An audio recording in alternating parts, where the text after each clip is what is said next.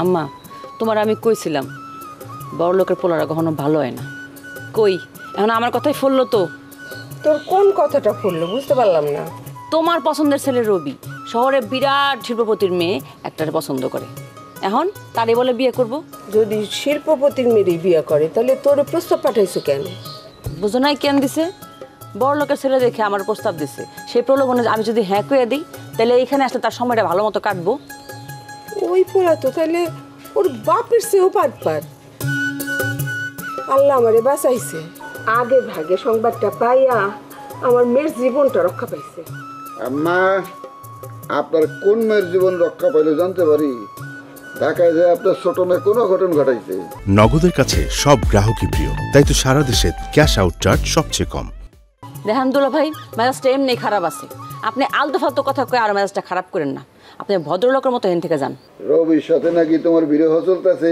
আমি তো শুনছি রবি 2-1 দিনের মধ্যে ঢাকা চলে যাব।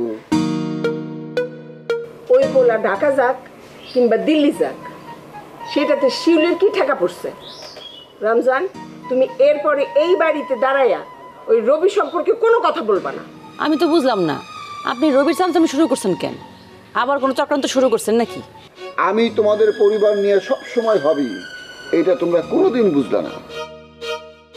আমার শরীরে সব রক্ত দিয়ে দিলেও তোমরা সেটা স্বীকার করবে না। আমি বুঝে গেছি তোমরা কত বড় অকৃতজ্ঞ। তাই আমি সিদ্ধান্ত নিছি আমি এই বাড়ি ছেড়ে চলে যাব।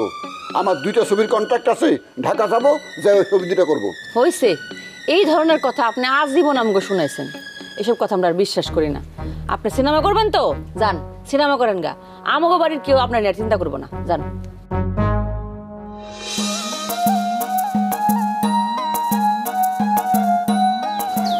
আরে বাবুল ভাই দাঁড়ান না, এই পালয়া যে দৌড়াইতেছেন আপনি, যদি ভালো পা হইতো তাহলে তো আপনি বুলেট ট্রেনের মতো দৌড়াইতেন। সরি আসলে আমি ভুলে গেছিলাম যে আপনি পিছনে পড়ছেন। ঠিক আছে, আস্তে আস্তে যাবো। দাঁড়ান, আপনার সাথে আমার কথা আছে। কি? আচ্ছা, নূপুর আপারে আমি দেখছি আপনি অনেক টেক কেয়ার করেন, তার কাহিনীটা কি? আপন ভাই বোন থাকলেও তো এত ভালোবাসে না, একটু কর না, আপনার সম্পর্কটা কি? নগদের কাছে সব গ্রাহকই প্রিয়, তাই তো সারা দেশে ক্যাশ আউট চার্জ সবচেয়ে কম।